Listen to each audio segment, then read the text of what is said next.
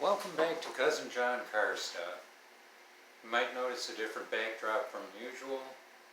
It's rather chilly outside, so inside the garage, where it's not quite so chilly.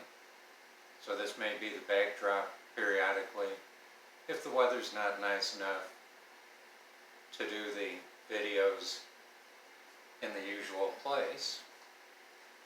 In any case, young person, old car. One specific case, when I had a Ford, I was at a Ford dealership getting the quick change oil service, and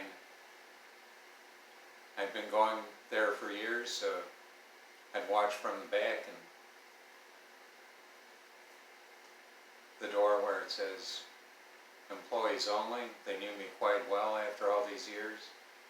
And up on the rack next to my car was a 74 Ford LTD.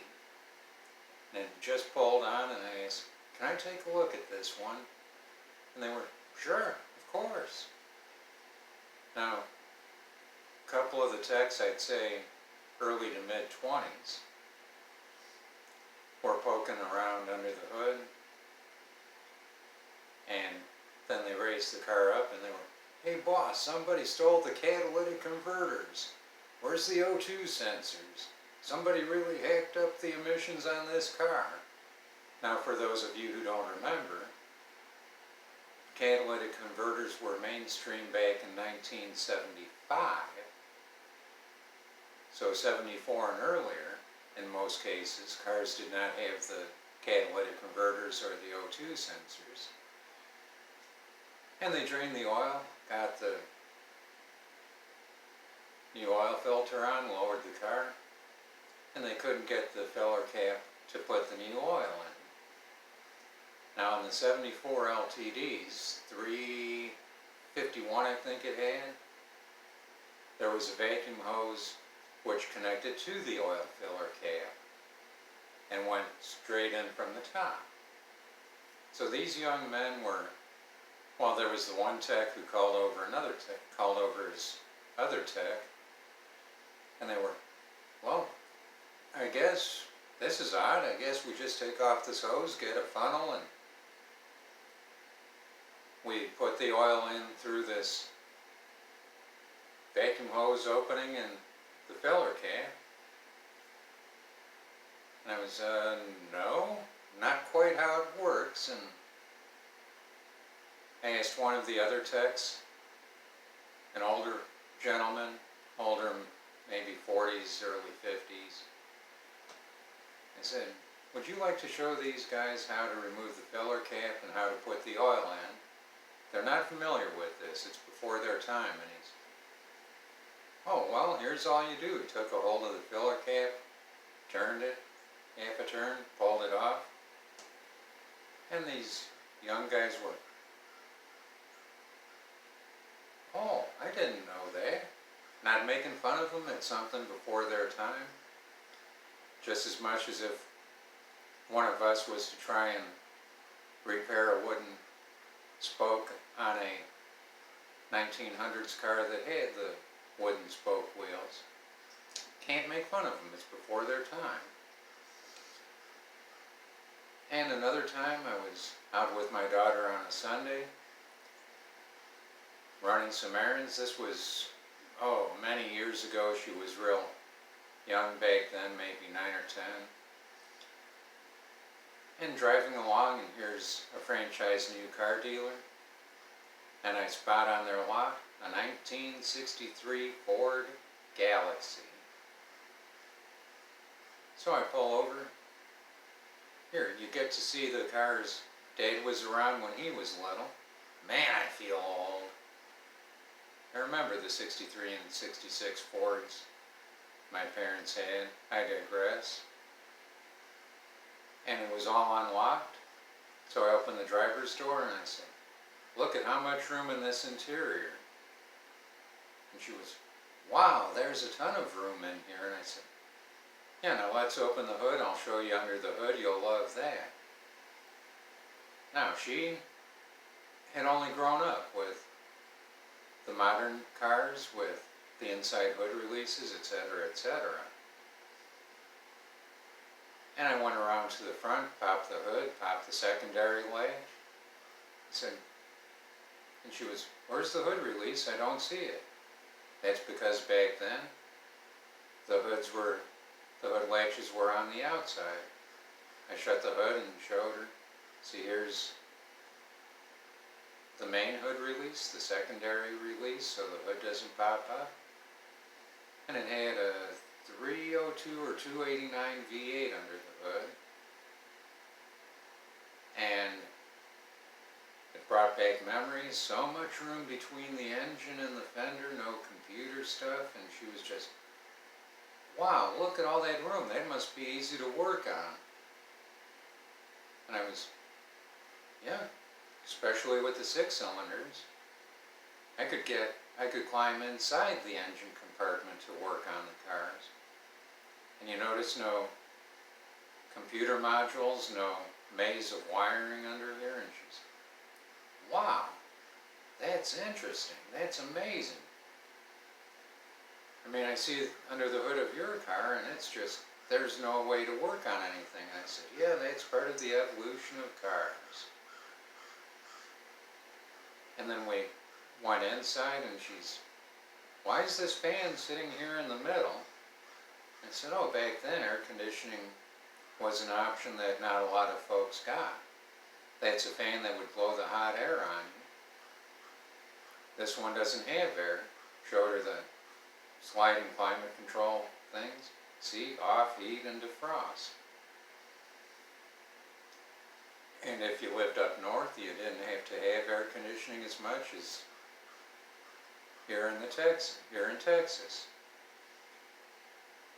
And then she was, okay, now where's the CD player? And it says AM, how do you get FM? Back then, it was only AM, and FM was an option. It may not have even been out yet, but that's all you had was AM.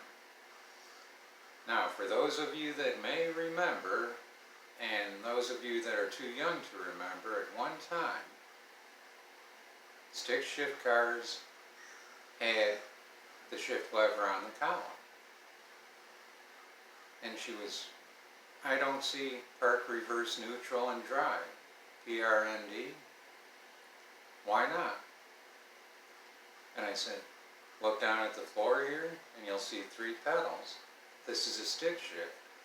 And all she'd ever seen were stick shifts with the shift lever on the console, be it automatic or stick. And she's, it's a stick shift? How does it work?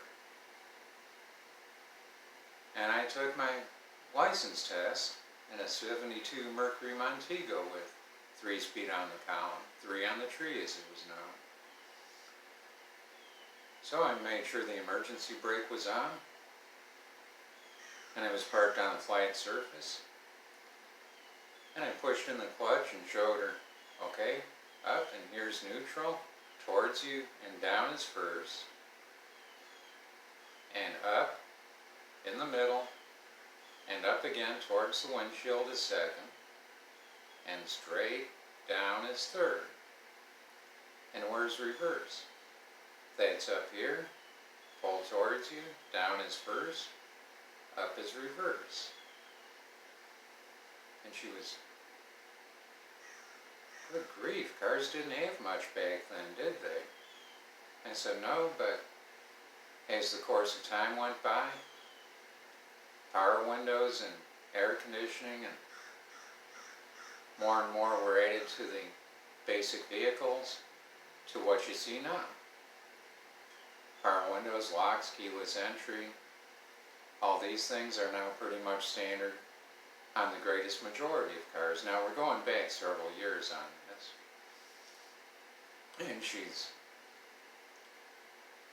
And these are the cars that you drove, basically. And the ones your grandparents had were even more basic than this. And she was just, never realized this. And I made absolutely. And look at the room inside the car. And look at this. No seat belts, shoulder, um, no shoulder or lap belt protection.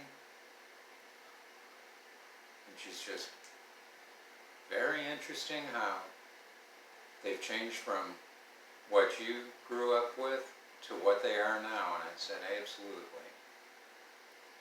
We can't get in the trunk. There's no remote trunk release. It's only walk around to the back of the car. You had to put the trunk key in this here, turn it. That was the only way to open the trunk. No fold down seats. Good grief, they have come a long way, Dan. They absolutely have. And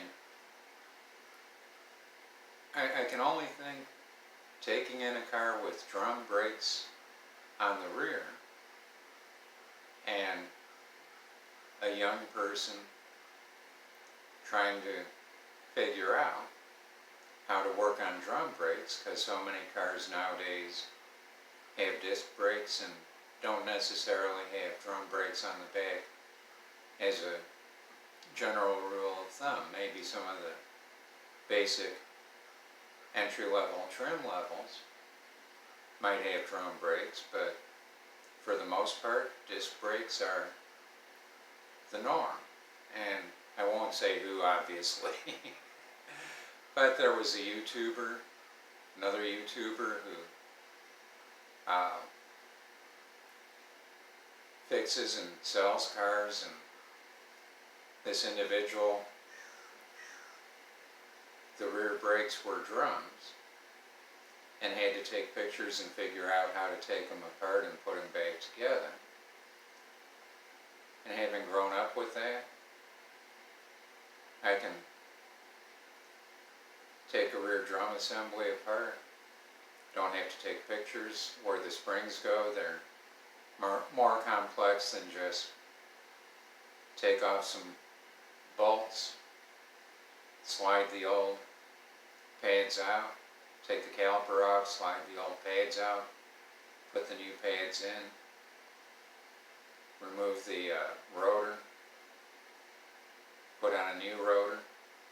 That simple. Drums are just about as simple, except for the fact that there's a series of springs, and once the shoes are on, brake shoes are on, then you have to adjust them, etc. But it's not all that time consuming. But for a young person never seen them before, yeah, it's quite a challenge. So, young person, old car. Final, I promise, final on this is, my daughter was interested when I'd work on a car to see what I was doing. And so, one of the cars I had did the front pads on, the rotors were good. And then one of the rear drum brakes, I did both, but she watched me do the rear drum brakes on the car as well. And she started dating. Her boyfriend that she was dating was, here, let me show you how to do brakes on a car. So we raised it up, jack stand, and now we take off the tire and she said, yeah, now you have to bust this bolt and this bolt loose, take this off, take the caliper, and his mouth dropped open, and she was, yeah, Dad taught me this. So it was fun. Thought he was going to teach her something, and she'd already known. So, just a trip down memory lane. Not making fun of, just things that these young folks may not have seen and aren't familiar with on some of the older cars. Hope you enjoyed today's upload, and as usual, thank you for coming to see me. Hope you like, share, and subscribe. I'd like to get to 50 subscribers by December 25th. As of the time you're seeing this, I've got 42. If I can get 8 more subscribers, 50 by December 25th, maybe December 15th, I'd be so grateful and appreciative. So if you'd like to subscribe, watch some of my other content, and share, and like, I'd be so appreciative. But have a good holiday season. See you next week. Take care.